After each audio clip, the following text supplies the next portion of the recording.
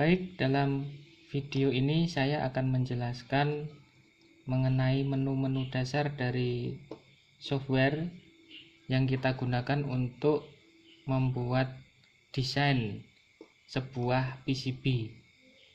PCB adalah print circuit board, di mana komponen-komponen akan dipasang pada sebuah papan. Papannya ini namanya PCB. Nah, kita akan membuat PCB dengan menggunakan software desain.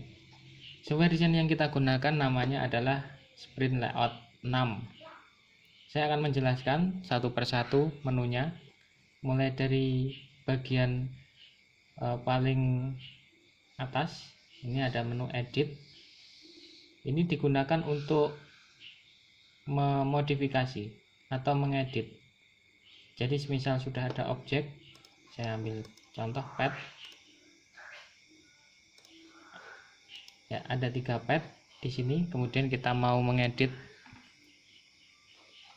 ukuran pad ini, maka kita bisa klik edit, kemudian klik pada objek yang kita tentukan.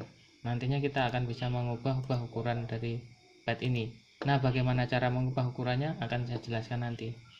Kita lanjut ke menu berikutnya. Di bawah menu edit itu ada menu zoom.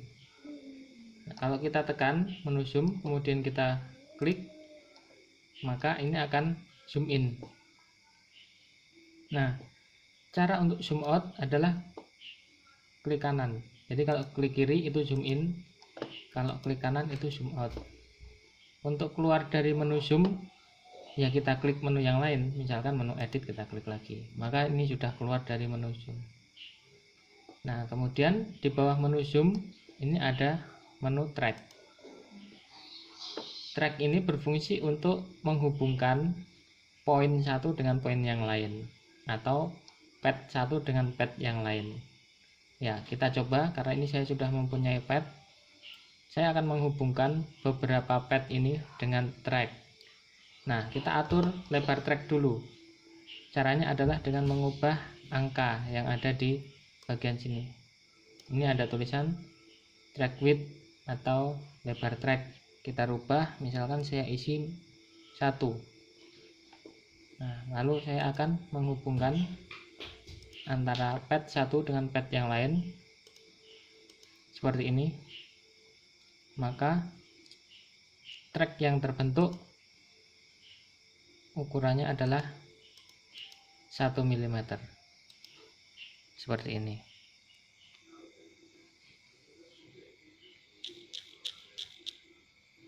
Baik, kita lanjutkan. Nah, di bawah menu track ini ada menu pad. Ya, kalau saya klik pada bagian pad ini, kemudian saya tarik kursor ke kanan ke area gambar, maka akan muncul bulatan dengan lubang hitam di tengahnya. Nah, pad ini adalah tempat kita menyolder komponen. Jadi kaki komponen akan masuk melalui lubang yang dalam gambar ini warnanya hitam. Kemudian nanti kaki komponen akan kita sambungkan. Ini nanti kalau pada kenyataannya bahannya adalah tembaga. Jadi tembaga itu seperti yang kita ketahui adalah penghantar yang baik. Sehingga nanti kalau kita sambungkan kaki komponen dengan tembaga, ini akan terjadi hubungan kelistrikan, atau kita bisa sebut bahwa terjadi sambungan, ya, sambungan secara kelistrikan antara jalur PCB pad dengan kaki komponen. Nah, pad ini bisa kita atur bentuknya. Jadi kita bisa rubah pad ini menjadi sirkular, octagon, kemudian square atau kotak, lalu round, horizontal. Ini kalau round horizontal ini lonjong, tetapi ujungnya round, ya, ujungnya membulat, lingkaran, tapi bukan lingkaran penuh, tapi bentuknya lonjong. Kemudian octagon horizontal, ya, ini berarti lonjong tetapi bentuknya octagon. Lalu rectangle itu kotak tetapi memanjang, rectangle horizontal. Nah yang bawahnya ini cuman ya sama seperti 3 di atasnya ini, tapi posisinya vertikal. Bedanya seperti itu ya. Oke. Saya lanjutkan dulu. Di bawahnya pad ini ada SMD pad. SMD itu kepanjangannya adalah Surface Mount Device. Ini yang digunakan untuk komponen-komponen yang dipasang pada permukaan PCB langsung, jadi tidak dilakukan proses drilling. Biasanya digunakan untuk komponen-komponen rangkaian elektronika yang sudah modern ya, dan ukuran PCB-nya kecil seperti handphone, komputer, PC, laptop, dan sebagainya. Nah, ini juga nanti bisa kita atur ukurannya. Oh, yang ini tadi juga bisa kita atur ya. Ya, saya jelaskan sekalian. Yang pad biasa, through hole ini namanya pad through hole. Ini bisa kita atur ukurannya. Ya, caranya gini, kita klik di sini nyala merah. Nah, ada 2 diameter yang bisa kita edit. Yang atas ini adalah pad size. Ini adalah diameter pad secara keseluruhan. Jadi kalau kita ukur dari titik terluar dari pad ini nanti kita bisa editnya di sini. Ini coba saya ganti. Nanti kita lihat apa yang berubah. Ya, ini. Lalu kalau kita rubah yang bagian bawah drilling, itu nanti yang berubah adalah bagian tengahnya. Tuh. Oke. Nah, pad yang SMD juga kita bisa atur dari sini. Kita lihat ini yang nyala bagian sini. Misalkan ini saya rubah jadi 2. Nah, tak begitu kelihatan. Saya rubah menjadi 3. Ya, kelihatan perubahannya.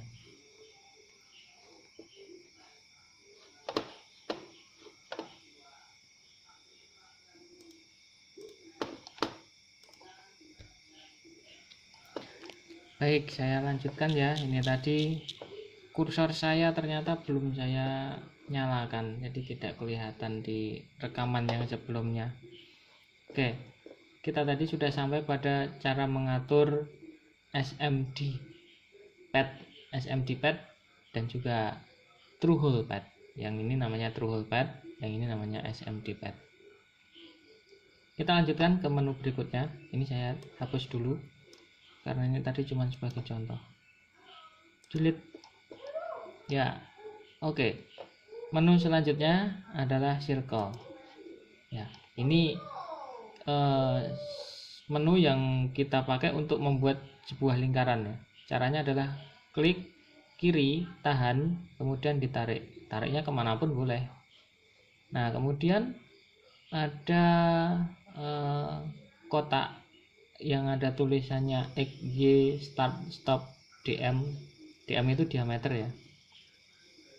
Kalau ini X dan Y ini posisi kursor saya. DM itu diameter. Misalkan saya mau membuat lingkaran diameter 8 mm. Oh, tidak bisa. Kenapa kok tidak bisa? Nanti saya ajari caranya. Ini ada caranya supaya kita bisa membuat ukuran yang bulat. Ini kan kalau saya geser jadi 12,7, 15,24, 10,16 ya. Jadi tidak genap gitu ya, ganjil angkanya. Ini ada penyebabnya. Nanti saya sampaikan penyebabnya apa. Oke, misalkan saya mau membuat lingkaran diameter 10. Ya, caranya kita tarik kursor sampai DM-nya 10. Ini tidak bisa 10. 10,160 mm, tapi tidak apa-apa. Nah, kalau sudah kita lepaskan klik kiri pada mouse. Ya, jadi lingkarannya akan berwarna hijau.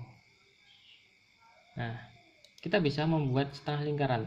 Ya, caranya diklik saja. Di sini ada bulatan berwarna biru. Klik, tarik. ya, jadi setengah lingkaran. Nah, fungsi circle ini buat apa sih? Biasanya untuk membuat tanda untuk lubang skrup pada sebuah PCB. Karena lubang skrup pada sebuah PCB itu harus ada, ya, supaya bisa dibaut dengan box nantinya, box rangkaian. Di bawah circle itu ada rectangle, tetapi kalau kita lihat di sini ada opsinya track atau zone. Coba kita coba satu-satu. Track ini, oh belum kena. Ya, saya klik, saya tahan, kemudian saya tarik, lalu saya lepaskan. Jadinya seperti ini. Kalau zone, klik, tarik, tahan, lepaskan. Ya. Perbedaan dari track biasa dan zone adalah kalau track itu ya hanya track saja, berupa border saja, tidak ada fillnya, tidak ada isinya. Tapi kalau yang zone itu ada isinya, ada fillnya. Tapi kalau ini kita klik, sebenarnya ini adalah penuh, ya, area penuh, bukan hanya track yang di raster saja atau diulang-ulang saja, begitu ya. Kemudian di bawahnya rectangle ini ada zone, ya, bisa kita tebak sih. Kalau ini tadi ada rectangle, tipe track dan tipe zone. Nah, kalau zone saja apa? Ya, sebenarnya kita bisa membuat bentuk terserah kita, mau kita bentuk seperti apa, ya. Ini misalkan. Nah, ini kalau saya temukan dengan titik awal, ya, akan menjadi area seperti ini. Namanya zone. Oke, ini saya hapus dulu. Delete. Kemudian special form, ya, kita bisa membuat polygon. Ini bisa kita atur radiusnya. Radius itu maksudnya ini, ya, kalau kita buat lingkaran di dalam oktagon ini atau polygon ini, nanti radiusnya berapa. Ini kalau saya kecilkan bisa, tapi nggak kelihatan sih. 10 misalnya.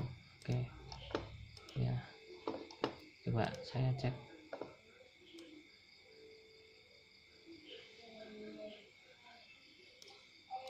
Oh, ternyata ini radius, ya, salah. Radius berarti luarnya, isi luarnya gini, ya. Kalau kita buat lingkaran ukuran 20, ya, ujung-ujung dari poligon ini kira-kira menyentuh. Berarti kalau kita ukur radius dari lingkaran ini kan 10, ya, maksudnya seperti itu. Tadi juga kita bisa atur ukuran garisnya mau berapa milimeter lebar garisnya ini, kemudian number of corner, jumlah sudutnya misalkan 5, ya, 6, 8, jadinya seperti ini. Kalau angle offset, kita mau miringkan seberapa derajat, misalkan saya miringkan 5 derajat saja. Nah, seperti ini.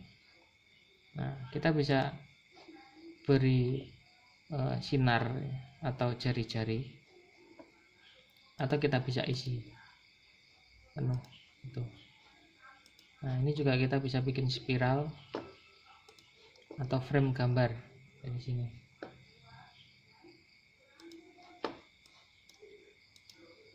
Ini saya delete dulu. Kita lanjutkan ke teks. Nah, untuk teks ini kegunaannya sangat banyak sekali. Misalkan untuk memberikan keterangan pada komponen, untuk memberikan nomor seri atau kode produksi, atau juga untuk menandai merek atau institusi. Nah, untuk membuat teks ini yang perlu diperhatikan adalah teks ini secara normal kalau kita pilih layer C2 ini akan termirror secara horizontal. Nah, jadi kita bisa menghilangkan mirror secara horizontal kalau kita tidak ingin membuat teks kita tercetak secara mirror. Misalkan saya tulis di sini tes 1 ya. Lalu kita atur ketinggian teksnya. Ini misalkan saya isi 5. Kemudian style ini ya, stylenya kita pilih yang mana, normal ataukah narrow, langsing atau wide, lebar. Kemudian ini thin itu kurus, bold gemuk. Oke, ini otomatis nggak perlu, misalkan ini ya saya oke saja dulu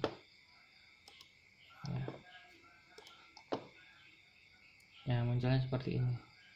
Kalau ini tadi kita mirror, ini tadi ke mirror ya, ini tidak ke mirror. Kalau coba kita mirror, hasilnya akan seperti ini. Kenapa kok normalnya di mirror, nanti akan saya sampaikan. Oke